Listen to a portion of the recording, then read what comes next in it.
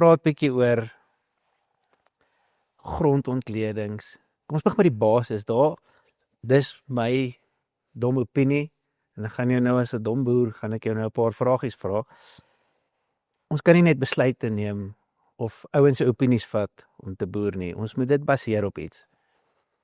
So ek baseer dit nou maar op wat in die grond aangaan of wat ek graag wil hê in my grond moet aangaan. Waar begin ons? Hoe is ek reg? Is dit nou iets stupids vir my? Het jy al mielies op sementer probeer plant? Of sojas, Langs tee. langs die see? Was mos baie sand En grond. het dit gewerk, ja of nee? Nee. Sal jy mielies in 'n woud plant? Dis net son was en so ek kon try. As al son is? Ek sal dit eerder daar plant. Dan die woud is seker vrugbaar. Ja. Maar nou sit ons nie meer met woudgrond nie. So ek dink nou moet ons gaan kyk wat in ons grond aangaan. En kyk as dit nou by bemesting kom en ek dink grondmonsterneming, dan gaan ons nou net noem, jy is entitled om die P-woord een keer te gebruik en ek is entitled om die P-woord ook een keer te gebruik. So grondmonsterneming, ek dink dit is die basis. Deur en deur die basis dink ek my sukses. As ek nie weet wat in my grond ingaan nie, hoe verwag ek dan om te weet hoekom my plante groei of nie groei nie? En jy weet, ek dink die norme is goed wat ons het vandag, is outdated. Is nie verkeerd nie, dis net outdated. Dis baie die televisie nog swart en wit was, Ja. piep in die aand gemaak het. Maar jy weet, daar was nog ou oomies wat dit dryf. Dis so, maar ek dink is van hulle weet nie van beter nie. En ek dink my opinie bly nog steeds staan. Dit is nie van soos Driekus gesê het, hulle weet nie wat ons weet nie. Hulle weet om te praat, maar hulle weet nie wat ons weet nie. En ek dink ook oor 5 of 10 jaar of oor 2 jaar, dink ek is die nuwe normes of nie nuwe of ek dink maniere wat ek boer en ek sê nie hulle boer nie soos ons boer nie. Ek dink dit wat ek bietjie uit die boks het gedoen het nou al vir 'n paar jaar, gaan dalk miskien weet onthou. Ek dink Chris Burgess het eendag gesê sê vir my onthou jy's 'n pionier oor van 'n paar goed. En ek weet enige ding het 'n pionier, is so sigmoïdale groeikurwe. Weet daar's altyd iemand wat weet hy begin en hy tel op en dan hy bereik sy piek en hy gaan weer af. Enigste verskil is in bemesting sal nooit wel wag. Ons is nou op 'n afkomststadium dink ek wat dit klomp goed betref. En maar grondontledings is baie baie belangrik en die interpretasie van wat jy moet doen. Grondmonster is nie 'n probleem nie.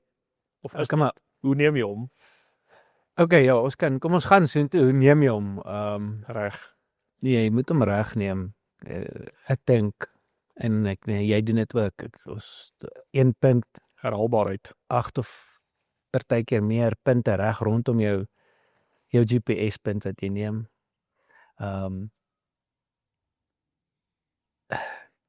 Die tipe grondmonster wat jy gaan vat en die tipe blaarmonster wat jy gaan vat. Hier het ons lank praat. Weet jy so ja, ek dink Verduidelik my. Ek hoor altyd Melik 3 en ja, dit moet verteenwoordigend wees, ja. Okay. So weet en ek dink jy moet herhaalbaarheid. Hoe kan jy weet of jou grond se pH gelig het van jou vorige bekalking tot nou toe? Baie keer is dit ja, my kalk werk nie, want ons het nie reaksie gesien nie. Maar hoe het jy gekyk? Hoe het jy vergelyk? Gaan trek bietjie en ek het die oefening al baie gedoen. Gaan trek 10 monsters, 12 monsters. Ek plant 12 rye. Gaan trek 12 monsters oor 12 rye. Dan kyk jy bietjie hoe verskil daai dit is die variasie. variasie. So Ja. dis hoekom nou kry jy ouens wat net een gat trek. Is dit as gevolg van grondtipe? Ja. Kom ons sê maar grondtipe. So maar jy moet weet daar's baie variasie in groei en gaan of jy gaan trek daai monster nou op jou ry. Dan kry jy weer skew. So Ja. eintlik moes jy met want die vorige keer toe daai monster en ek praat van die koei daar waar die koei gekak het teorie. Yes. Want die vorige keer daar het 'n koei dalk miskien kom mis en jy het dit ingewerk en nou kom heel per toeval trek jy daai monster of die kontrakteur kom hy trek daai monster op daai spot en nou hier's lekker baie fosfaat in hè maar okay die koei daar gemis maar 2 of 3, 4 seisoene terug het jy langsaam wat die koei nie gemis het nie monster getrek tussen die ry versus dalk op die ry nou en dan dink jy maar joh nou hierso hoef ek niks toe te doen nie maar dan gaan jy op een gat okay kom ons trek dit ten minste 3 en ek dink wêreldwyd is die standaard 8 cores per punt. Nou sien ek ouens gaan en hy klomp sy motorfiets. Ek het ook 'n Ranger wat ek doen. By my werk dit so, noordoos, suidwes en skynsoor. Ja. Op 'n vaste koördinaat, sodat ek Elke jaar dieselfde koördinaat. elke jaar dieselfde koördinaat sodat ek herhaalbaarheid kan doen. En ek trek nie as daai punt want kyk, daai app vir jou is gebruik. Hy sit net grid 1 hektaar, dan gaan hy jaag want hy word betaal per hektaar per sampel wat hy trek. Al is daai punt daar 3 meter van die boundary af, daar trek hy vir hom. Okay, maar Wat beteken daai punt daar? as jy dan nou daai 8 punte trek jy hulle op die ry tussen die ry, op die ry en tussen die ry, 4 tussen die ry en 4 op die By ry. my doen ek as standaard tussenrye. Ek hou nie van op die ry trek nie. Ek doen spotchecks op rye om ander goed te sien, Ja. maar ek trek tussen die rye. Ek wil want ook weer eens ek wil nie op die ry met planter het vorige- daar geloop. ek wil nie met die vorige keer ek wil nie Vloeibare kunsmis op ek wil jou nie my planter. kunsmisband ontleed nie. Ek wil sien wat is in my grond. Nee. En ook dan die diepte. So ek hou van subgrondmonsters en boogrondmonsters. Nou weet ek as jy sê ja, maar jy boer, jy moet 10 duim trek. Jy's by all means, maar nou gaan jy met een kord deur dieselfde gat. Dan sê okay, maar wag, jou voeding daaronder is reg. Maar jy het van bo, van die grondoppervlak af reg deur gegaan. Ja. As alles gekonsentreerd is hier bo en daaronder en jy meng dit deur, hoe weet jy waar was daai voeding gewees? So, krap dit So- weg, vat 'n nuwe Vat 'n monster. nuwe monster, jy weet, en doen bietjie en as ek 'n sub ondergrond wil doen, bo die boogrond werk en dan doen jy hom onder toe. Nou Ja. baie ons kan sê ja, fok, dis basic. As jy sal ek is geskok om te sien hoeveel ouens dit nie so doen nie en hoeveel ouens wat sê hulle doen dit so, hy doen dit nie so nie, jy weet, en weer eens consistency. Jy moet consistent wees, herhaalbaar, repeatable, punt op punt elke keer sodat jy kan sien is daar vordering, is daar nie vordering nie. Bekalking is die basis van as jou piano nie reg is nie, kan jy maak wat jy wil. Dan is jy kan kunsmis sny, maar jy kan nie kalk spaar nie. Ja. Maar jy gaan nie as jou grondsuur is. As jy nie ek hou van 'n pH 6.5 6.8 water. Hoë pH. Dit as jy nie daar uitkom nie, is jy nie effektief met jou kunsmis wat jy toedien nie. So as jy pH 5 4.5 het, is batterysuur. Jy gooi net 'n trekker se battery om sodat hy kan laai. Ja. Maak nie saak hoeveel kunsmis jy neersit nie. Jy gaan so oneffektief wees en dan sê wel, maar ek sit bietjie meer neer. Dan maak jy jou probleem net groter. Jy versuur net die grond soveel meer. So sny eerder op jou kunsmis, maar gooi die kalk. Ja. Want dit is belangriker om te doen. Jy weet jy kan bekalk en met minder kunsmis wegkom. Nee, jy gaan met minder kunsmis wegkom nie. As jou pH reg is, jy gaan net baie meer effektief wees in jou kunsmisopname. En weet dit is 'n besluit bekalking en die kwaliteit van hoe daai grondmonster geneem word beïnvloed jou hele program. En hoor gou hierso. Jy weet dit nou. Ek het 1 jaar het ek 8 ouens laat monsters trek by my op een land sonder dit te geweet het van mekaar. Op dieselfde punte. Nee, ek het vir almal die land gegee. Ek het nie vir hulle die Okay. punte Koördinate. gegee nie, koördinate gegee. Ek sê hier's 'n land, 16 hektaar gaan grid hom asseblief vir my. Ek het 8 ouens gekry. Jy sal nie glo nie, van daai 8 het nie een van my gesê, hoorie som ons het ander ouens se gate of motorfietsspore eers gesien of whatever. Nie een het vir my gesê nie. En van daai 8 was daar van 'n half ton tot 'n 5 ton 'n hektaar verskil op punte wat bekalking aanbetref. So wie's reg en wie's verkeerd?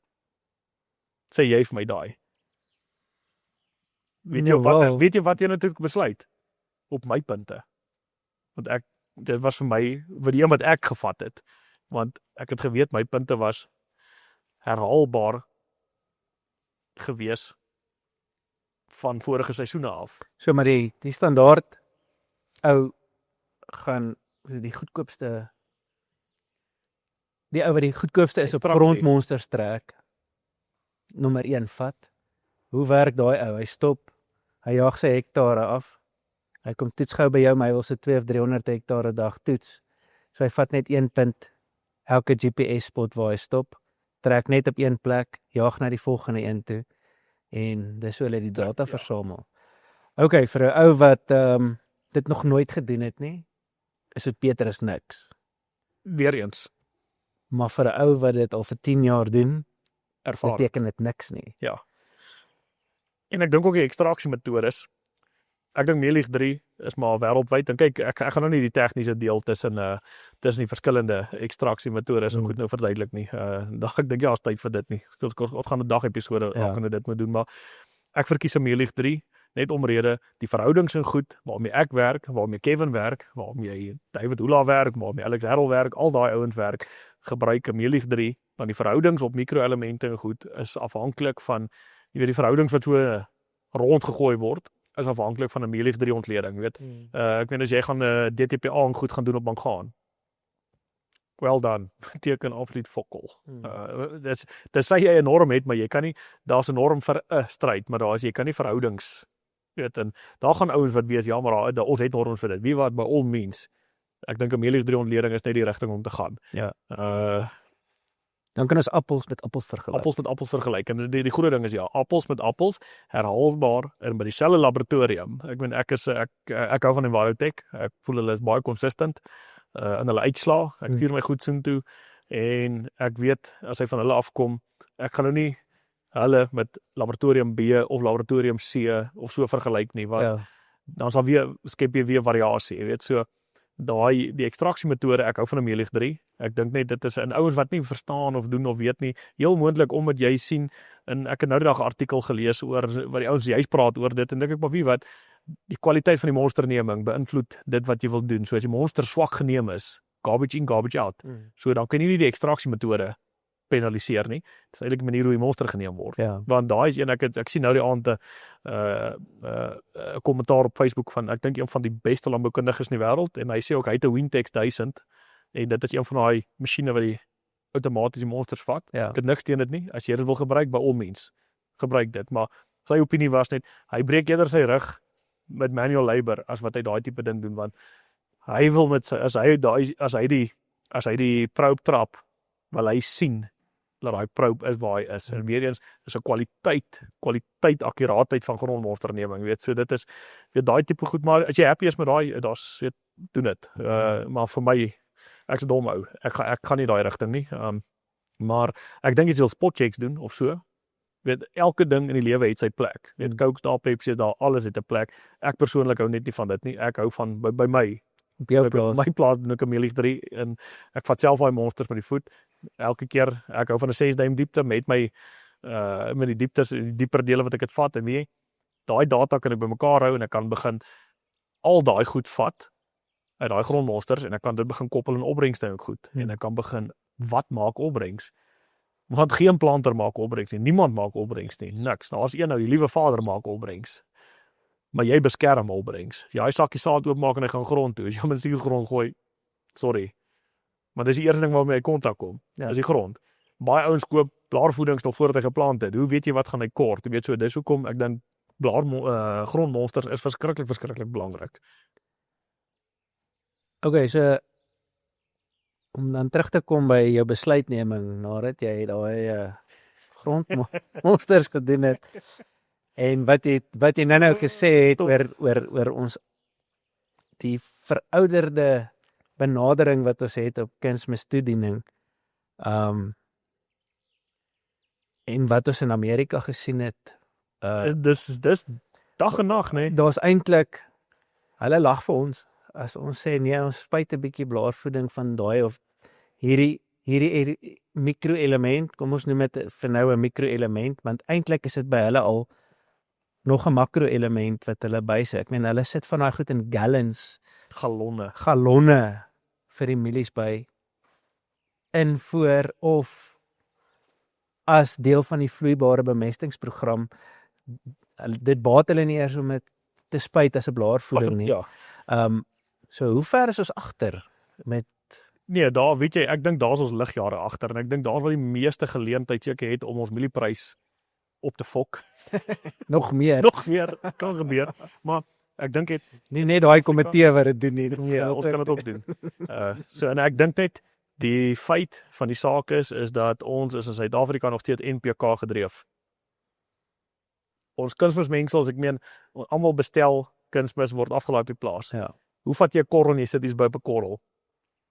Jy sit nog 'n korrel by. Nog 'n korrel by, maar dit is wat dit is, maar nee, jou mengsel wat jy bestel het hy's daar, weet, en dit is eintlik jy het nie variasie in dit nie, en ek meen die hoeveelheid en ek sien baie ouens se goed met konsultasiewerk. Ek sien ouens wat werk met maatskappye se goed en aanbevelings wat gedoen word en onafhanklike ouens se goed en doen, en ek weet almal het hulle manier van doen, en daar is weer eens 'n ou wat ek dink wat van boeremonster na eerste keer grid toe gaan, daar gaan definitief vordering wees. Ja. Maar jy gaan op 'n punt kom wat jy eintlik stagneer en ek het nou 'n klomp ouens wat op daai punt is wat okay, wat is die volgende stap nou? Kom hoorie, maar waarmee plant jy? Hoe lyk jou plantmengsel? Weet, maar wat soek jou plante?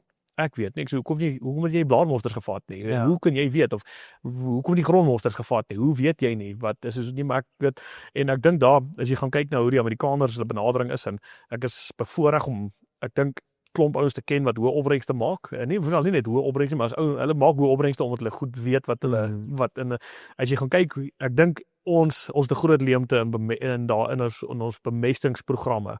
Weet in juis mikroelemente. Ek dink tot en met 15 ton kan jy NPK in dit wat die grond is, gaan nie heel moontlik smaklik om 15 ton te maak. Nie vanuit 'n windgat oogpunt uit nie, maar ek dink wat die data vir my sê is tot op 15 ton dink ek is NPK en S weet stikstofosfaat, kalium, swaal. As jy met daai 4 speel en verhoudings tussen hulle reg kry, gaan jy maklik by dit uitkom. Maar met jou makroelemente, jou mikroelemente speel nie 'n groot rol nie, maar speel 'n kleiner rol.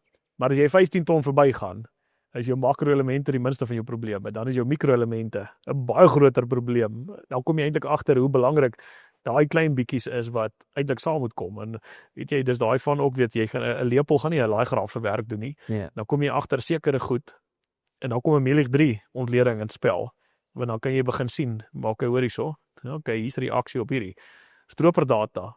Belangrikste ding op 'n plaas. Dis die volgende ding wat ek jou vra. Se opbrengs is as jy klaar hierdie basis gelê het van goeie grondontledings of die regte grondontledings, hoe bring jy dit saam met jou stroperdata bymekaar om 'n regte besluit te maak? Jawel, ek meen ons almal bemest vir 'n mikpunt.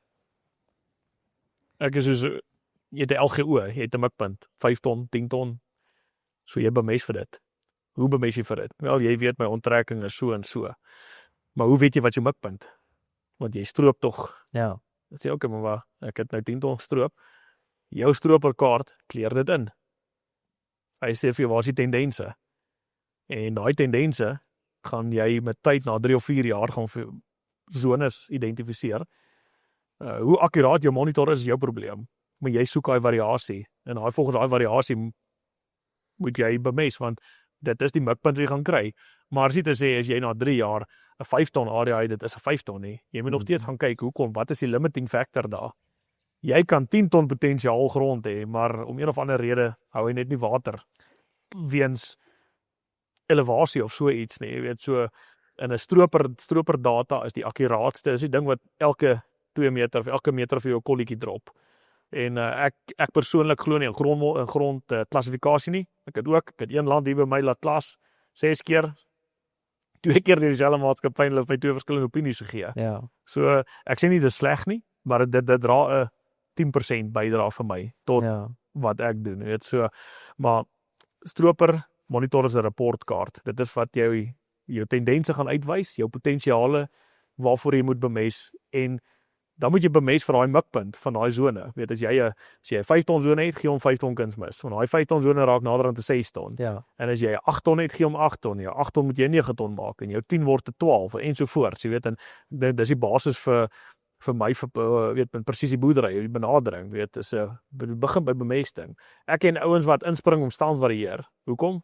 Want dit is makliker om presisie goed op 'n planter te verkoop wat jou stand gaan varieer is wat jy kunsmis gaan varieer. Jy weet so daai is vir my dis verkeerd om. Jy moet eers met die kuns doen want jy kan deur jou stand te varieer, kan jy daai prentjie wat jy wil uitkom kan you can skew the data. Jy weet so jou stroper is vir my stroper monitor is vir my die belangrikste.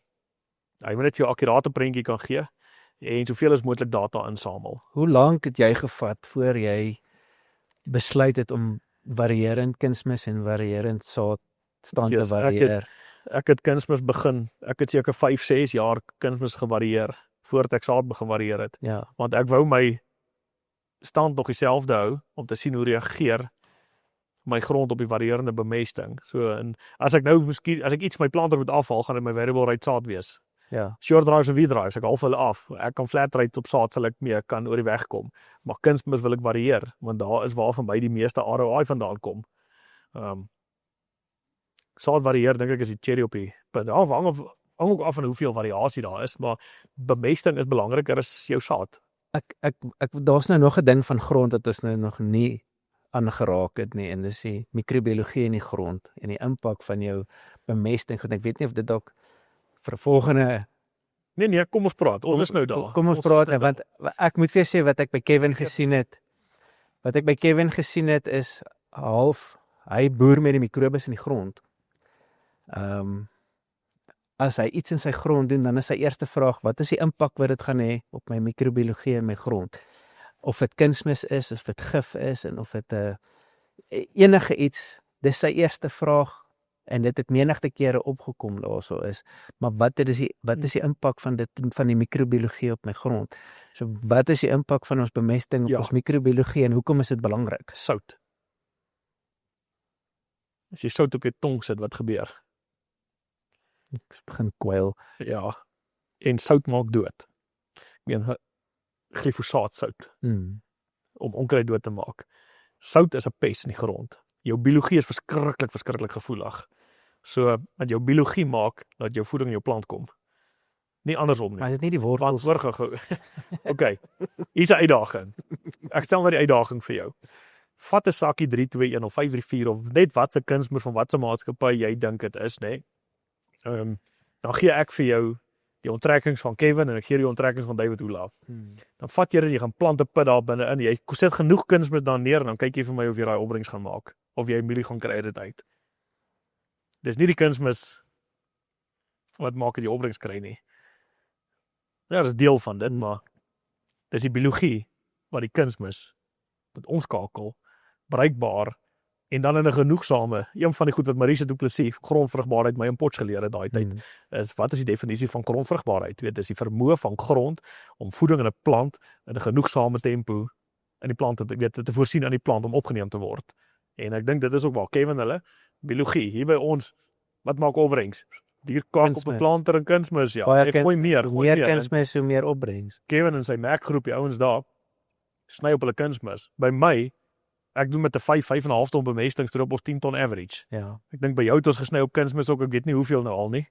Ons is op 108 en nou. Ons kom van, was ons nie by 140? Ja, jy het geld vir kunsmis gehad, hoor. Ek wou net hê my reps moes lekker gaan bosveld. Ja, nou speel ons golf, né? So, maar jy weet, dit is die biologie is daar. Jy moet dit maak werk vir jou. Ja. Pas die biologie op. Moet hulle nie doodmaak nie, versterk hulle. En ek dink dis een van daai goed van jy kan met biologiese produkte kan jy gaan en jy kan jou grond aanval om die biologie te laat groei. As jy konvensioneel werk, wat 'n biologiese produk jy wil gebruik, daar's baie opsies, daar's snake oils en daar is sulke goed ook, maar of vir ouens wat die no-till kant weer, die suiker wat met 'n dekgewas en goed, jy voer die biologie, maar op alles kom neer op suiker. Jy moet die biologie gelukkig hou, want hoe gelukkiger die biologie is, hoe vinniger kan jy goedkoper, makliker voeding kry. Ek weet, hierdie no-till ouens sê, wanneer sê die no-till ouens nie, ek no-till ook, so ek is ook een van hulle, maar daai van, weet jy sal nie glo nie, maar ek stroop nou, ek kan met 20 kg vispis, kan ek nou al 5 ton doen. Ja, elke mate is eintlik jy nie eintlik jou biologie wat die werk vir jou doen, maar op 'n punt gaan jy kom wat daai biologie, want hoe meer aktief jou biologie raak, hoe meer haal jy die grond uit ook. Weet, so jy brand eintlik, jy trek bietjie die bank uit. So dit moet 'n gebalanseerde ding wees. En ek wil nie net daai 30% biologie vir ek het 'n 2/3. Ek wil 'n 2/3 chemie met 'n derde biologie.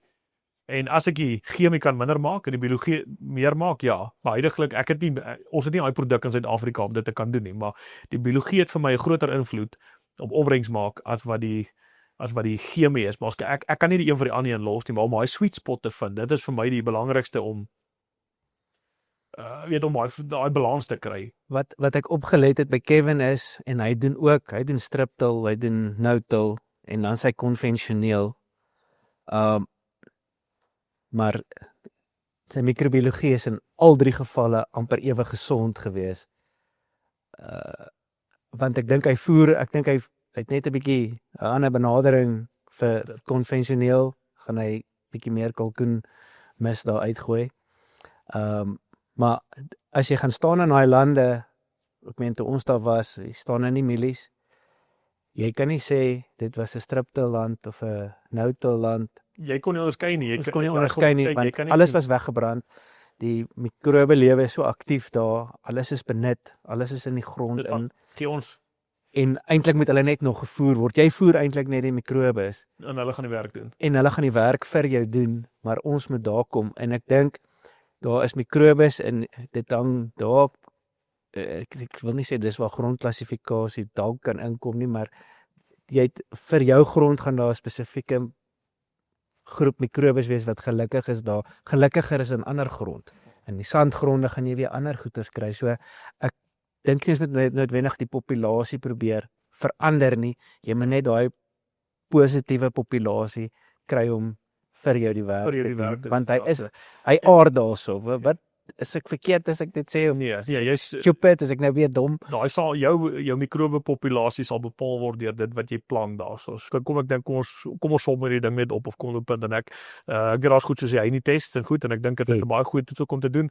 As jy water extractable organic carbon, dit is eintlik wat vir jou gaan aandui wat se rigting jy kan gaan. Okay. Is ook 'n goeie aanduiding vir wat jou soil potensiaal behoort te wees.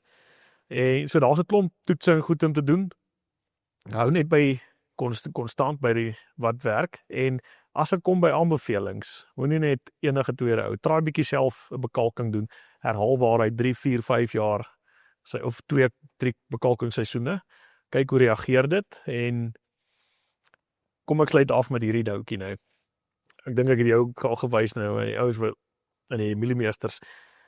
Jy kan ChatGPT vra om bekalking vir jou te doen. So as jy 'n ontleding kry van jou laboratorium af en jy kan vir ChatGPT sê doen maar 'n ontleding. En dan kyk jy hier gaan ek met klippe gegooi word. Die ou gaan sê jy kan nie vir tegnologie vra nie. Hier is wat jy op jou plaas. Ja. Maar ChatGPT kan jou bekalkingsissues vir jou uitsort op jou plaas. En op my plaas ek het getoets en jy sal nie glo dit werk, maar ook jy moet dan weet wat se regte stel. Ja, die parameters parameter die regte vrae vra en weet jy kan dit doen binne 2 minute. So daar's oplossings. So cheers. Nee, maar cheers.